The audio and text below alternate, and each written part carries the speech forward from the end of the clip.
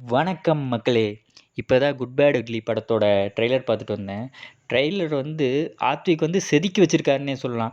ஏன்னு பார்த்தீங்கன்னா, டீசர் பார்க்கும்போது எந்த அளவுக்கு ஒரு சாட்டிஸ்ஃபையிங்கான ஒரு டீசரா இருந்துச்சோ, திரும்ப திரும்ப நம்ம பார்க்குற மாரி ஒரு டீசரா இருந்துச்சு. அதே மாரி தான் வந்து ட்ரெய்லரும் திரும்ப திரும்ப பார்க்குற மாரி ஒரு சில எலிமெண்ட்ஸ் எல்லாம் வச்சிருக்காங்க. அதுவும் இல்லாம இதுல எஸ்.ஜே. சூர்யா வில்லனா பண்ணியிருக்காருன்னு நெனைக்கிறேன். அதுக்கப்புறம் அர்ஜுன் தாஸ் இருக்கிறாரு. ஒரு பில்லா சீன்ஸஸ் எல்லாம் வந்து ரீகிரியேட் பண்ற மாரி ஒரு சில விஷயங்கள்லாம் இருக்கு. இதெல்லாம் பார்க்கும்போது சூப்பரா இருக்கு. இதெல்லாம் தியேட்டர்ல பார்த்தா எப்படி இருக்க போகுது? அதுவும் குறிப்பா தல ஃபேன்ஸுக்குலாம் எந்த மாரி இருக்க போகுதுன்னு சொல்லிட்டு வெயிட் பண்ணி தான் பார்க்கணும்.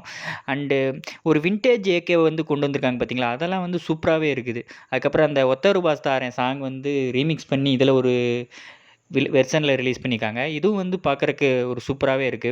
சிம்ரன் மேம் வேற இதில இருக்காங்க. அதுவும் இல்லாம த்ரிஷா வந்து சொல்றாங்க, "எங்க அப்பாவ வந்து கார்லருந்து தள்ளி விட்டதே அவன் தான்" அப்படின்னு சொல்லும்போது வந்து, அந்த மங்காத்தா போர்ஷன்லாம் வேற ஞாபகம் வருது. என்னடா இது மொத்த சரக்கு இங்க இறக்கி வச்சிருக்கீங்க அப்படிங்கிற மாரி தான் இதில ஃபீல் ஆச்சு. அதுக்கப்புறம் கிளைமேக்ஸ்ல சொல்ற டயலாக் ஆகட்டும், எல்லாமே வந்து அவரோட பழைய படங்கள்ல இருக்கிற நெறையா ரெஃபரன்ஸ் எடுத்து வைக்கிற ஒரு சீனு, தீனா படத்தோட ரீகிரியேஷன் அப்படிங்கிற மாரி நெறையா விஷயங்கள் இதில உள்ள அடக்கி வச்சிருக்காரு. ஏப்ரல் 10 வந்து அஜித் ஃபேன்ஸுக்கு மட்டும் இல்ல, நெறைய பேருக்கு தரமான சம்பவம் இருக்குன்னு நெனைக்கிறேன். வெயிட் பண்ணி பார்க்கலாம். Wait for good bad Atlee.